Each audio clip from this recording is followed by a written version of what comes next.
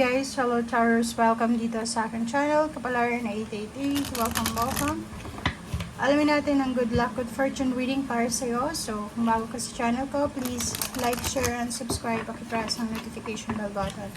And, thank you sa lahat ng mga Taurus na patuloy na tumatangkilik dito sa aking channel, sa mga nagsusupport sa inyo sa aking channel. Thank you guys, okay? So, first cards mo dito is Justice and Prosperity.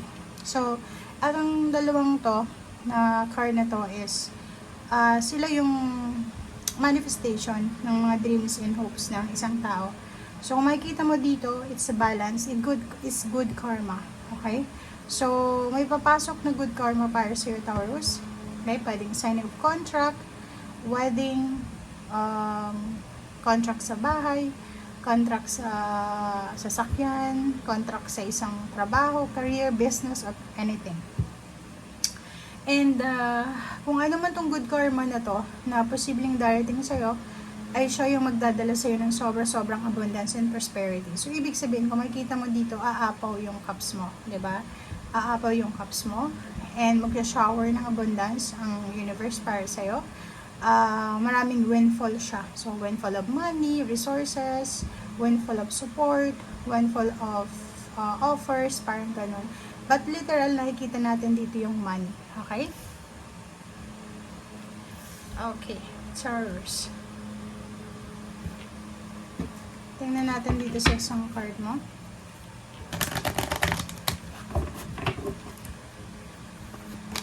Okay. So, yun, the World card. So, yun.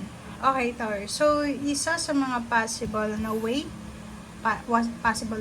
na para makuha mo yung prosperity and good karma na to is by going to other country, other places. So, ibig sabihin yan, isa sa magiging dahilan or paraan para swertehin ka is yung pangingibang bansa mo. So, kung matagal ka nang nagpa-procrastinate, matagal mo nang pinag-iisipan yung pag-travel, it's either pag-research nagsearch ka ng mga bansa na pwede kang magtrabaho international. At yung the World card is a manifestation na gawin mo na siya as soon as possible. Kasi dito sa lugar na to is other side of the world siya. Doon mo makukuha yung good karma. And at the same time, doon mo mararanasan yung pag-ulan ng sobrang prosperity na abundance.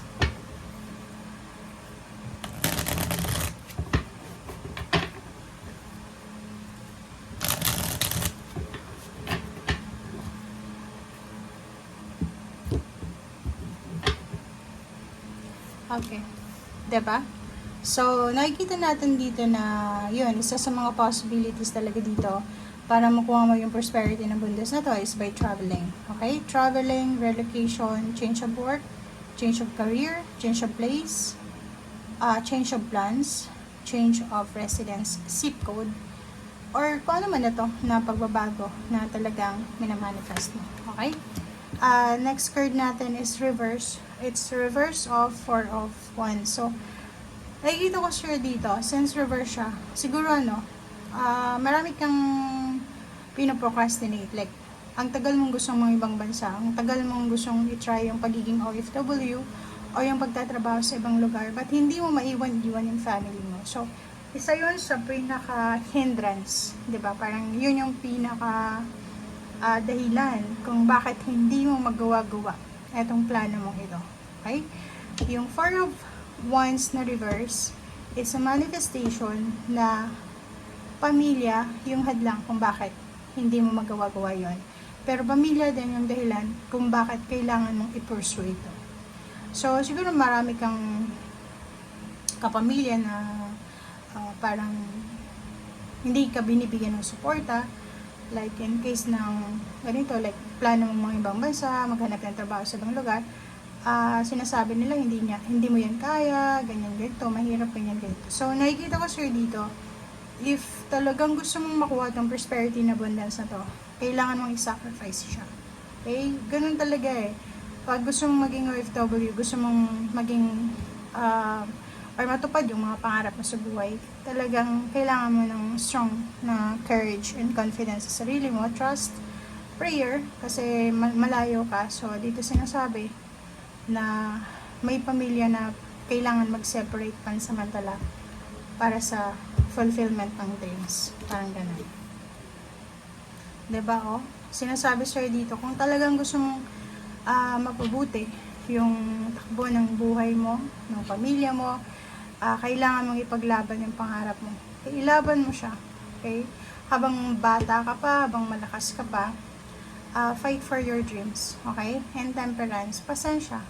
Yun, kasi alam mo ba, napakahirap maging OFW, napakahirap. Kahit hindi ka OFW, like sa probinsya nakatira yung pamilya mo, ikaw sa city, 'di ba? So, mahirap yung communication. Ngayon nga mas okay na kasi may messenger, but mahirap pa rin. Lalo na yung mga occasions na mamimiss mo, mamimiss nila, like Christmas, birthdays, New Year's, fiesta, or mga binyagan na yan, or anything, kasal, talagang mamimiss mo yan. Okay? So, yo. Okay, Emperor. Okay. So, yun. So, dito sinasabi sa'yo, Taurus, na marireclaim mo yung power mo, empowerment, reclaiming your power. Kung ano yung nawala sa'yo, pwedeng nawalan ka ng confidence, nawalan ka ng, yun, tiwala sa sarili, nawalan ka ng amor sa trabaho, nawalan ka ng amor sa isang tao. Dito sinasabi na marireclaim mo siya, pwedeng ibalik siya sa'yo. Talagang ibabalik siya sa'yo ng universe, talagang ibabalik siya sa'yo ng tadhana. Yung, siguro sa ngayon, merong mangilan-ngilan na Taurus na pwedeng nagdadaan sila sa financial problems. Pwedeng kahit piso wala sila. Yung iba may mga health problems, but sinasabi ng Buddha sa'yo dito na be patient. Okay? Be patient kasi malapit nang maging balance yung financial mo. Okay? And as much as possible, i-manage natin ang ating resources, ang ating money ng wise. Okay? And nandito yung the sun, sinasabi na malapit na sumikat yung the sun talaga sa'yo. So, yung overall liwanag, diba? Kung medyo sa ngayon, medyo kapos ka sa pera, may mga problems emotional, may mga problems sa physical, like health problems, kailangan ng pera. Sinasabi na may resolutions, may answers, may liwanag sa end of the tunnel. So, hindi ka dapat nawawala ng pag-asa. Kasi itong the sun is, siya yung pinakamasaya, pinaka-positive na card sa lahat ng tarot deck. So, dito, sinasabi talaga na ibibigay sa'yo yung deserve mo na liwanag, deserve mo na enlightenment, deserve mo na blessings, ng success or happiness or celebration. Okay? Thank you guys. Bye!